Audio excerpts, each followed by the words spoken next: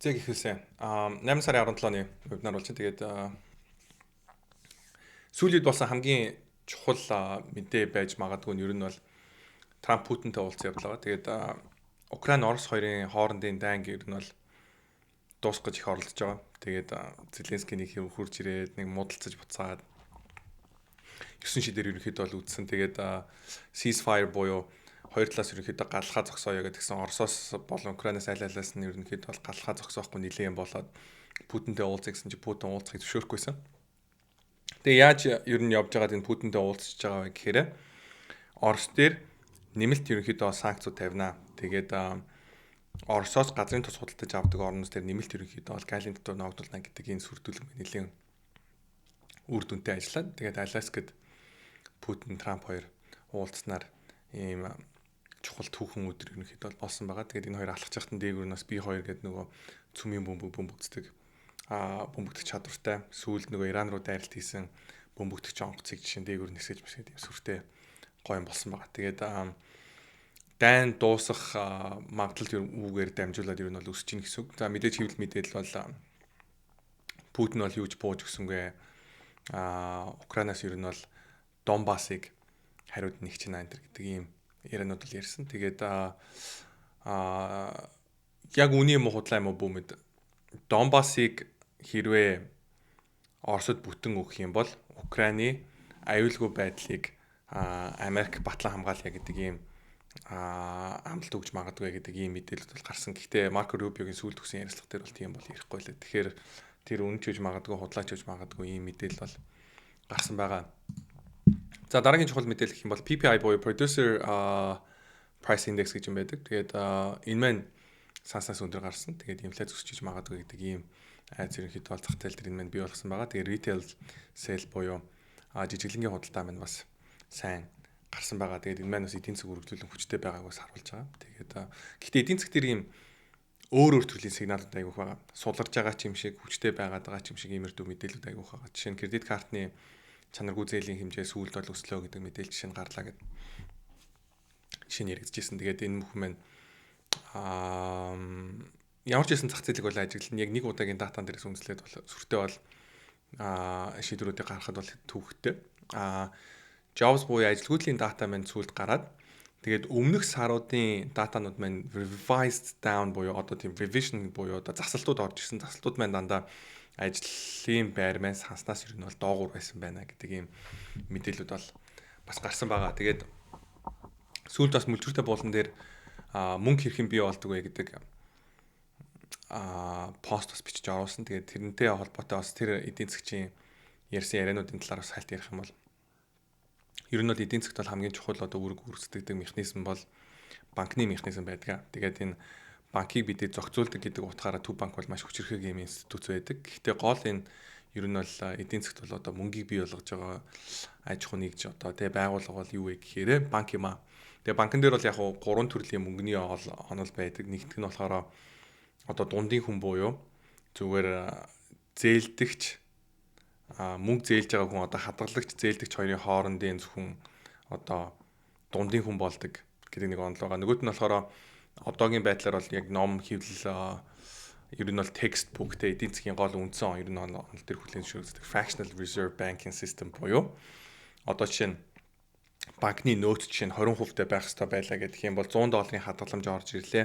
$20 хадгалаад $80 цаашаа зээл болгоод $80 маань дахиад цаашаа өөр банкудад дахиж deposit болоод одоо буюу хадгаламжинд ороод $80 20% буюу дахиад $16 нь хадгалагдаад тэрнийхээ цаашаа яах нь $61 нь зээлэгдээд тэгээд $61-оос дахиад юу гэх юм $12.2 дахиад банкнд үлдээд тэрнээсээ цаашаа 48.1 хэдэн $1 ингээд цаашаа яваад гэдэг ийм онол байдаг байхгүй. Тэгээд энэнд би бас итгэдэг байсан. Тэгсэн чи яг эмпирик судалгаа хийгээд яг энэ банкны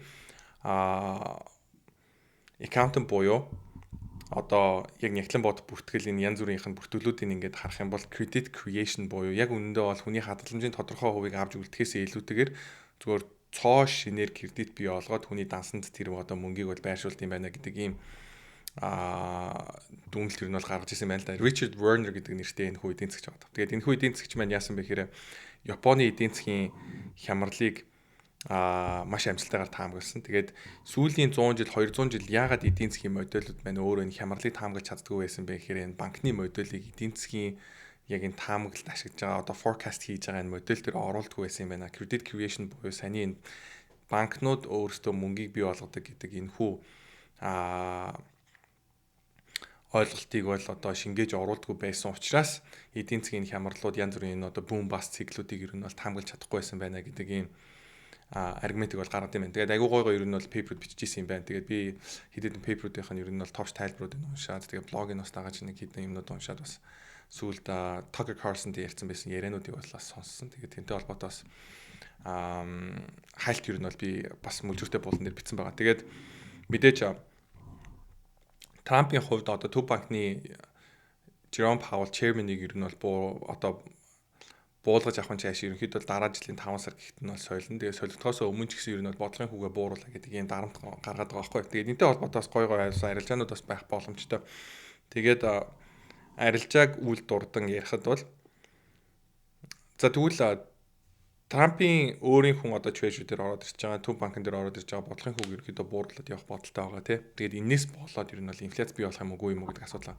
Тэгэхээр инфляцийг бий болох юм уу гэдэг дээр хамгийн гол энэ Richard Werner-ийн бичсэн юм сонирхолтой санагдсан юм нь юу вэ гэхээр төв банкны яг QE хийгээд quantitative easing хэрвээ хийх юм бол худалдаж авж байгаа asset маань ямар төрлийн asset вэ гэдгээс их хамааралтай гинэ.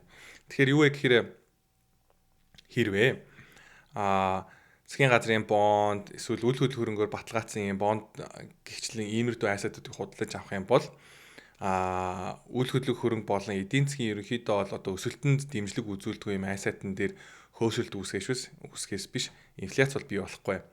Харин өөр төрлийн одоо жишээ нь те өргүү зардлуудыг жишээ нь уус их хэмжээгээр одоо санхүүжүүлээд явах юм бол урт хугацаанд бол инфляц өсөх боломжтой. Тэгээд цаашдаа бол инфляц бол persistently high буюу ерөнхийдөө бол өндөр байх магадaltaй гэсэн иймэрхүү юмнуудыг бол бичсэн байлээ. Тэгээд та бүхэн маань сонирх юм бол энэ хүнийг бас өөрсдөө дагаад юмнуудыг олоод уншиж болно. Тэгээд энэ бас сонирхолтой юмнуудын нэг байсан. Тэгээд сүүлд Bureau of Labor Statistics буюу одоо энэ ажилгүйдэлтэй холбоотой энэ дата гаргадаг төрийн байгууллагаас маш их нэг хэмжээний энэ revision буюу датан дээр нэг өөрчлөлт оруулсантай холбоотойгоор Трамп бол энэ байгууллагын тэргүүлэгч одоо захирлыг нь бол хаална гэдэг ийм мэдээлэл гаргасан. Тэгээд хаалтсан юм уу би бол ер нь бол хаалчлаа гэж ойлгосон. Тэгээд энэ unemployment-тай холбоотой датаг бас ингээд ухаад ажиглах юм бол хоёр төрлөөр ер нь бол англиад явчихсан юм байна л да. Нэгт болохоор foreign born буюу гадаад төрсэн, нөгөөд нь болохоор native born буюу Америкт төрсэн хүмүүс гээд тэгээд ажилгүйдлийн хэмжээнүүд ингээд харах юм бол эрэгтэй хүмүүсийн ажилгүйдэл буурсан бол хамгийн их ажилгүйдэл ер нь бол өссөн хүмүүс нь юу байгаа гэхээр эмэгтэй хүн байгаа даахгүй. Тэгээд Mel Maris энэ дээр айгүй гоё ажилт хийсэн байлээ. Тэр нь юу вэ гэхээр химэл оюухан хөгжснөөр цагаан захтнуудын ерөнхийдөө бол ажлыг булаацалдах, өрсөлдөх, илүү үн цэнэгүй болгох, эсвэл ажлын байрыг бууруулах юм нөлөө ер нь бол ажиглагдах гэдэг байгаа байхгүй. Тэгэхээр илт ягаад вэ гэхээр одоо юм бичих бичиг дээр одоо жишээ нь юу гэдэг юм ямар нэг эссе бичсэн байлаа гэдэг юм бол хүнд магадгүй мөнгө төлөөд эссе засуулах одоо шаардлага болчиход байгаа байхгүй. AI-аар засуулаад алдаагийн цаад граммар одоо дүрмийн бүх алдаануудыг засах боломжтой болчиход. Тэгэхээр юу вэ гэхээр юм цагаан захтны ажил, төрөл бүрийн судалгаа хийдэг, консалтант хийдэг ийм хүмүүсийн ажлуудыг маш их хөнгөвчлөх буюу ийм ажлын байрын тоог ер нь бол эрс бууруулах ийм одоо магадaltaй технологи байгаа байхгүй. Тэгэхээр энэхүү технологи маань өөрөө эрэгтэй хүмүүсээс илүүтэйгээр эмэгтэй хүмүүст илүү их нөлөөлөх юм байна гэдгийг энэ дата маань харуулж эхэлж байна гэсэн үг байна. Тэр юу гэхээр цагаан захтны ажлыг ихээр химэл оюухан оруулж байна гэдэг маань биеийн хүчний ажил хийдгүү эмэгтэй хүмүүсийн хувьд ажил олоход илүү хэцүү болгож байна гэдгийг бас харуулж иж болох юм а гэдэг ийм зүйлийг бол ярьсан байгаа. Тэгээд эх 9 сард бол ер нь бол төв банкыг бодлогын хүүгээ бууруулах магадлал бол маш өндөр байна гэж бол ер нь бол үзэж байгаа. Тэгээд хэдүүлээ тэрний магадлалыг харах юм бол Fed Watch гэдээ харах юм бол дараагийн митинг дээр бодлогын хүүг бууруулах магадлалыг 82% гэж үзээд байгаа байхгүй. Гэхдээ энэ хувь биш үү сүүлдийн PPI retail sales хоёрын дата гарсны дараа жоохон буурсан. Энэ бол 89%, 90% шахуу ерөнхийдөө бол 9 сарын митинг дээр бол бодлогын хүүг бууруулах юм байна гэдэг нь ийм таамаг бол гарч ирсэн байгаа. Тэг ямар ч байсан одоогийн байдлаар бол зах зээл маань 9 сард бол 25 basis point-оор буюу 0.25%-аар бодлогын хүүг бууруулна гэдэг ийм бол таамаг бол гаргаад байгаа юм байна. За үргэлжлүүлэн галийн татварын орлого маань өндөр байгаа. Тэгээд галийн татварын орлого амжилтаар ерөнхийдөө бол их хэмжээний мөнгө бол цуглуулж байгаа. Тэгээд 7 сард бол 29.6 тэрбум долларын орлого орж ирсэн байна гэдэг мэдээллийг бол харгасан. Тэгээд Carrera ерөнхийдөө бол одоо liquidity хэмжих гэдэг энэ хүү зүйл дээр үндэслэн Michael Howell гэдэг энэ хүний ярилцлага байгаа. Тэгээд Michael Howell-ийн хувьд бол яадаг гэхээр юугаар айгүй өргөнц вэ гэхээр ганцхан Америкийн төв банкны хийж байгаа гүйлгээ үйлчлүүдийг ажиглахаас гадна дэлхийн бусад бүх том энэ төв банкнууд тэрэн дундаа бас хятадлаас ерөнхийдөө явж байгаа бол энэ мөнгөний бодлогуудыг хараад зах зээл дээр ер нь бол одоо liquidity буюу нэмэт мөнгө орж ирж байгаа мó үгүй юм уу гэдгийг хэмждэг юм одоо shop те судалгааны shop байгаа байхгүй. Тэгэхээр энэ хүү Michael Howell-ийн яриан дээр юу гэж ирсэн бэ гэхээр маркет бол үргэлжлүүлэн өснө. Ягаад тэгэхээр liquidity айгу сайн байгаа. Нийт төв банкнуудын 80% нь бол айл хэдийн easing буюу мөнгөний зөөлөн бодлого явуулж байгаа. Тэгээд хятадын хугацаанд дээр бол үргэлжлүүлэн буулж байгаа гэдэг ийм яриаг бол ярьж илээ. Тэгээд өөрөөсөө бүтэн та бүхэн маань яриаг сонсч болно жоохон урт. Тэгээд би бол товчлоод хэлэхэд энэ байгаа. За хятад хоёр иргэн AMD болон Nvidia-гийн чипийг нууцаар хятад руу зөөж аваад баригдсан гэдэг мэдээлэл гарсан. Тэгээд сүүлд гарсан чухал Nvidia болон AMD-тэй холбоотой мэдээлэл маань юу гэсэн бэ гэхээр Nvidia болон AMD-гийн чипийг хятад руу зарж болно гэдэг мэдээлэл гаргасан. H20 гэдэг чипийг зарж байгаа. Тэгэхээр энэ маань хэд хэдэн генерашнэр ер нь бол хоцорсон ийм чипнүүд байгаа байхгүй. Тэгээд эндээс бас миний нэг хийж байгаа ажилт нь юу вэ гэхээр зах зээл дээр хятадын компаниуд, хятадын технологийн компаниуд хиймэл оюухантай холбоотой зах зээл дээр бол одоо Америкаас баг илүү эднэр бол тэргүүлж байгаа. Тэдгээр нэгийг бол одоо тод шиг бол DeepSeek-ээр харж болно гэж ярьж байгаа. Гэтэл яг үнэхээр large language models тэр дээрэс нь энэ infrastructure буюу яг энэ график карттай холбоотой data center-ийн ер нь бол энэ дэд бүтцтэй холбоотой технологи төр үнэхээр хятад илүү юм бол яагаад заавал Америкийн технологиг авах гад тэр тусмаа одоо Америкт компаниудын худалдаж авахгүй байгаа моделийн хувьд хуучирсан энэхүү загваруудыг авахын тулд маш их хэмжээний мөнгө зарцуулаад байгаа юм гэдэг асуулт байгаа байхгүй. Тэгэхээр бол яхаарахгүй хятад бол Америкаас бол хойно байгаа. Гэхдээ Huawei гэдэг компани хагас дамжуулагчтай холбоотой төрөл бүрийн олон одоо үйлчлэгнүүд байгаа шүү дээ. Хагас дамжуулагчийг ер нь бол үйлдвэрлэхийн тулд маш олон төрлийн процессор явж байгаа. Тэгээд тэр олон процесс дээр тус бүрт нь одоо чинь тусдаа компаниуд байгаа. Наацх нь хагас дамжуулагчийг үйлдвэрлэхэд хэрэглэгддэг маш одоо цэвэр ус жишээ нь гаргадаг компани байх жишээтэй. Ягаад гэвэл ус маань одоо олон төрлийн одоо юу гэдэг тийм молекултай байгаа бол тэр бохирдлыг байхгүй маш цэвэр ус жишээ нь хэрэглэх хэрэгтэй байдаг юм байна л да. Тэр жишээ нь усыг жишээ нь гаргадаг компани UCTT гэдэг тэгэртэй чинь компани байх жишээтэй байгаа байхгүй. Тэгэхээр юу вэ гэхээр тэр олон дамжлууд тэр ер нь бол хятадаас бол орж ирээд баш бага маржинтайгаар буюу ашиг багтайгаар зах зээл дээр орж ирээд Америкийн компаниудтай Европын компаниуд өрсөлдөж орж ирэх баха гэдэг бас энэ таамгийг бас шинжээснээр бас гаргаж байгаа юм байна. За Tim Cook Трамптай уулзч мэдээж мэдээлэл хийсэн нэмэлт 100 тэрбум долларыг Америкт хөрөнгө оруулалт хийнэ гэдэг мэдээлэл хийснийхаа үр дүнд яасан бэ гэхээр Америк руу орж ирж байгаа iPhone-ууд маань татварын хөнгөлөлтөй боллоо гэдэг иймэрдүү мэдээлэлд бол гарсан байгаа. За тэгээд Трампын хувьд мэдээж Америк руу орж иж байгаа хагас дамжуулагчтай 100% татвар тавина гэсэн мэдээллийг гаргасан. Уншихаар болохоор хагас дамжуулагчийн компаниуд дээр bearish буюу нэлээд сөрөг мэдээлэл юм шиг хэрнээ яг үнэндээ Америк руу үйлдвэрлэлээ бас шилжүүлж байгаа Америкт айл хэдийн бүтээн байгуулалтын ажиллаа эхэлсэн компаниуд энэ хамааралгүй гिचингүүд ихэнх компаниуд энд дугаас орчиж байгаа байхгүй. Тэгэхээр юу вэ гэхээр Micron, TSMC, Nvidia гэдэг бүх компаниуд маань Америкт нэмэлт ерөнхийдөө болоод энэ үйлдвэр барих ажлуудыг бол хийж байгаа. Apple-ийн хувьд бол production-аа Америк руу нэлийн их хувийн шилжүүлэхийн тулд чухал ажлууд бол хийж байгаа юм билээ. Тэгээд наацх нь rare earth material гэж жишээ нь MP гэдэг Америк компаниас худалдаж аван. Тэгээд GLW гэдэг тэгэртэй компанитай нийлж агаад iPhone хэрэглэгддэг шилийг жишээ нь Америкт үйлдвэрлэх гихтлийн мэдээллүүдийг бол гаргасан байгаа. За крипто дээр хамгийн буулж мэдээлэл маань юу байсан бэ гэхээр 401k гэдэг Америкийн одоо хадгаламжийн одоо манайхаар бол одоо тэтгэврт гарахын тулд тэтгэврийн хөрөнгө оруулалтын сан баггүй. Тэгээд одоо план гэх юм уу? Яг сан бол биш тэ. Хөрөнгө оруулалтын план баггүй. Тэгээд компаниуд маань яадаг вэ гэхээр ажилтнаа ийм 401k гэдэг план санд болгоод тэгээд ажиллах хугацаанд нь одоо чинь тодорхой цалингийнхын хэмжээний 401k руу н ороод тэгээд зарим компаниуд бол өөрсдөө бүр нэмэлтээр бонусаар энд нь чинь хөрөнгө оруулалт хийгээд тэгээд цааталтаа хувьцаанд дээр аваад тэгээд энэ мөнгө ингээ өсөөд тодорхой тэгээд 55-60 хүрээд их хэмжээний мөнгөтэйгээр ер нь бол тэтгэврт гараад тэгээд насаараа тэр мөнгөө идээд амьдэрдэг ийм ерөнхийдөө бол тогтолцоотой байдаг. Тэгээд энэ 401k дотор крипто худалдаж авч болно гэдэг нь маш буулж мэдээлэл байгаа даа. Тэгэхээр үргэлжлүүлэн энэ хүү administration буюу Трампын засгийн газар маань криптод ээлтэй ийм шийдвэрүүд болон үйлдэлүүдийг ер нь бол хийж байгааг бол эндээс ажиглаж болно. За Bureau of Labor Statistics-тай холбоотой мэдээлэл дахиад энэ бол хальт ярьсан байсан. Тэгээд 1.5 сая хүний одоо ажлын байрыг бол одоо хэтрүүлэн тоосон байна. Байдны үед бол BLS гэдэг ийм мэдээлэл бол гарсан. Тэгээд энэ яагаад энэ тоонууд ингээд ондоо байгаад гэдэг дээр бол хэд хэдэн онолууд байгаад birth death model энтергээд компаниуд одоо яг нөгөө 100% эдийн засгтэр одоо бий болж байгаа дампуурж байгаа шинээр бий болж байгаа компаниудыг яг ингээд бүгдийн track хийгээд мэдэж чадахгүй учраас тодорхой модель төр үндэслээд ер нь бол одоо тэр ажилгүйдэлтэй болон ажлын байрны датанууд маань гаргадаг юм байна л да. Тэгэхээр энэ ажлын байртай холбоотой дата маань хизээч угаасаа 100% үнэн байх боломжгүй. Яг тэгэхээр угаасаа тодорхой хэмжээний assumption угаасаа орцсон байгаа учраас. За census буюу хүн амын тоолгыг Америкт яг үндсэн хуулийнхаа дагуу 10 жил болгон хийх ёстой гэдэг ийм хууль байдаг юм байна. Тэгээд хамгийн сүүлийн мэдээж тоолгыг тэгэхээр хизээ хийсэн биш тарахад тэгэхээр 2020 онд хийсэн байх гэдэг байгаа байхгүй. Тэгэхээр 2020 онд энэхүү датан дээр үндэслээд мужуудын ерөнхийдөө бол ерөнхийлөгчийн сонгуульд оролцдог мандатыг бол сонгоод явдаг. Тэгээд их хэмжээний хүн амтай мужууд маань том мандат авна гэдэг нь юу гэсэн үг вэ? Тэгэхээр илүү олон тикет авах байхгүй. Мандат гэж ярихаар муу юм уу буруу юм уу?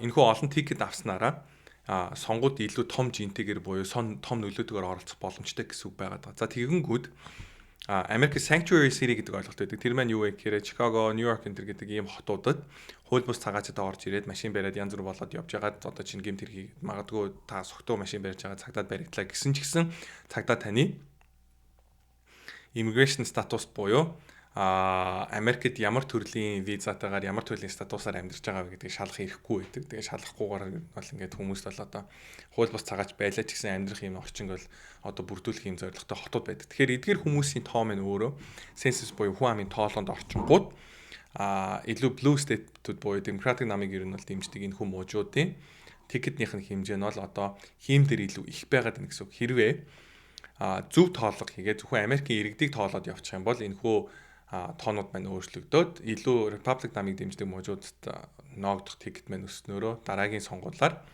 Republic нам маань дахин ерөнхийдөө бол ялах магадлалыг бол илүү өндөр болгох юм аа. Тэгээд энэ хүү ажлыг бас Трамп бас хийж эхэлнэ гэдэг болж байгаа. Тэгээд энэ ажил үнэхээр явах нь үгүй юу бас нөхдүүд нөгөө 10 жил болгон хийх ёстой юмыг өөрчилж хийх гэлээ энэ төргээд бас мэдээж хил ам хийгээд бол аль хэдийн эхэлсэн байгаа. Тэгээд энэ 401k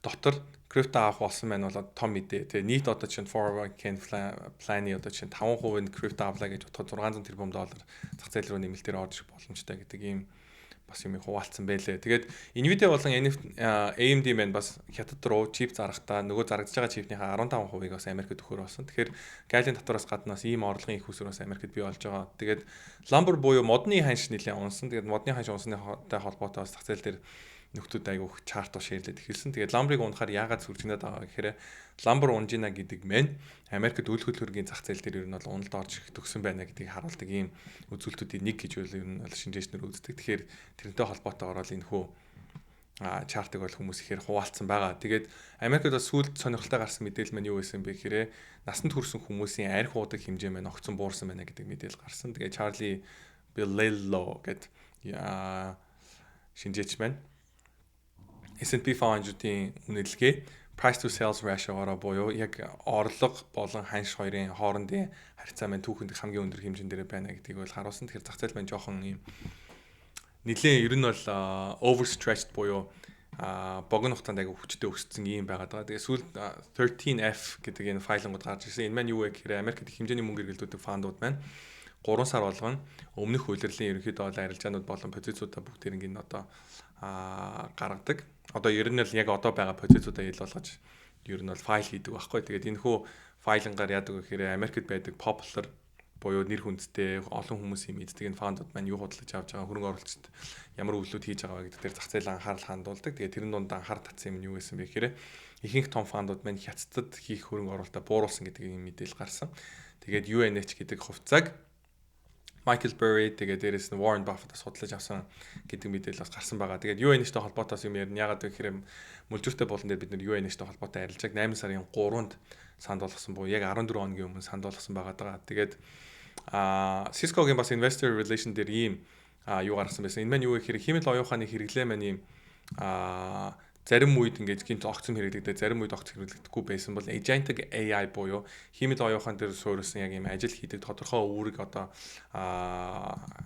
хариуцлагыг одоо жишээ нь биелүүлдэг юм тогтмол ажилтдаг хэрвээ хиймэл оюухантай ийм модель руу шилжих юм бол хэрэглээ маань ийм тогтмол болно буюу ерөнхийдөө тогны болон competition буюу тооцооллын хэрэглээ маань ер нь бол байнгын ийм өндөр хэмжээнд байдаг болох нэ гэдгийг нь харуулсан юм чарт байгаа. За ньюсэнтэй холбоотой мэдээлж авах.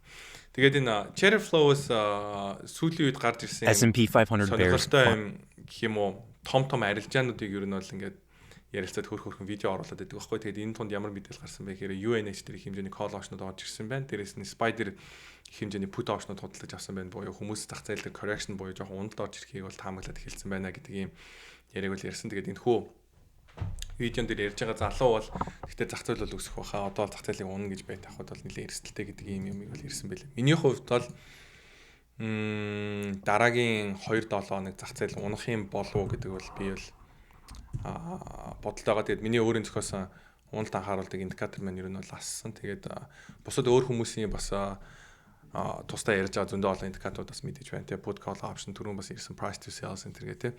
Энэ олон үзүүлэлтүүдийг ер нь бол харах юм бол зах зээл маань унах төгсөж байгаа юм болов уу гэж бол би бол хараад байгаа. Ямар тохиолдолд би бодоо өөрчлөх вэ гэхээр дахиж market all time high хийгээд тэгээд энэ 646 гэдэг дээр гараад ингээ явчих юм бол би бол окей миний буруу байсан юм байна гэж бол би бол бодоход бол бэлэн байна. Тэгээд ямар ч гэсэн одоогийн байдлаар бол би зах зээлийг бол унах гэж бодож байгаа. Тэгээд сүүлдийн орж ирсэн 5 дахь энэ орж ирсэн уналтын өмнө бид нэр яг 4 дахь видео хийгээд маркет унах байхаа гэдэг таамагийг бол гаргаж ирсэн. Яхаар гуунж орж ирсэн. Тэгээд сандалс арилжаанууд бас амжилттай болсон байгаа. За тэгээд UNH дээр 10x хийх боломж байгаа юу гэдэг энэ хүү постыг биш үү те 8 сарын 3-нд оруулсан. Тэгээд энэ дээр бүр ямар call option авах вэ гэдгийг хүртэл санал болгож оруулсан. Энэ дээр юу вэ гэхээр 2000 юу лээ 8 сарын 15-нд хугацаанд тусах $250 strike-тай call option авах боломж байна гэдэг энэ арилжааны саналыг гаргасан. Энэ бол 10x хийх боломжтой арилжаа юмаа гэсэн. Тэгээд энэ хүү арилжааг яг бүтэн бариад яг 8 сарын 15-ныг дуустал нь одоо хааттал нь барьсан хүн байх юм бол энэ бол 20x болсон юм арилж байгаа. Тэгээд үргэлжлүүлэн бидний бүлжүүртэй болон дэр юм амжилттай арилжаануудыг хийж байгаа. Дээрээс нь дахиад бараг 40x хийх боломжтой арилжааг биш үү те 8 сарын 9-нд биш үү те санд болгосон. 8 сарын 9 дээр болохоор мөнгө яг хэрхэн үүддэг вэ гэдэг энэ хүү постыг оруулаад тэгээд дээрээс нь option level-үүдээ хараад энэ option level дээр бас бид нэр 8 сарын 15-нд 2500 гэдэг level дээр бид нэр ойртох юм бол put option худалдаж авахд бол market бол нэг тохиромжтой цэг юм а гэж бол бичсэн. Тэгэхээр би бол энэ арилжаанууд маань бүгд төлөвлөгөөтэй явдаг. Тэрнээс би нэг өдөр өглөө босоод за өнөөдөр маркет унах юм байна гэж бодоод байгаа энэ төр юм бол ерөөсөй байхгүй. Тэгээд LLY буюу Eli Lilly дээр арилжаа санд болгосон. Энэ Eli Lilly дээр санд болгосон арилжаа яг би ер нь бол 3-4 төрлийн арилжаа санал болгосон байхгүй. Илүү эрсдэлтэй богино хугацааны арилжаа нь бол бүр 20-30x хийсэн. Би бол өөрөө 4x хийчихэл хитрхи эрт гарцсан байлээ. Тэгтээ яхад тэгээд одоо ашиг хийсэн гомдлоод ах юм болов. Тэгээ Eli Lilly өссөн UNH дээрх арилжааг бид нар дахиж ерөнхийдөө сануулж эндээс бол дахиж өсөх боломжтой гэдгийг бол бид нар сануулж бол бичсэн. Тэр үед бол $250 байсан. Тэгээд ийм байгаа. Тэгээд гих мэтлэнгээр бид нар бас сүүлийн үед бол бас хөрхөн арилжаануудыг бас санал болгож байгаа. Тэгээд чатн дээр бас мэдээж идэвхтэй байгаа. Тэгээд энэ хүү дугаар маань өгөр өндөрлж байна. Тэгээд анхаарал тавьсан та бүхэндээ баярлалаа. Thank you.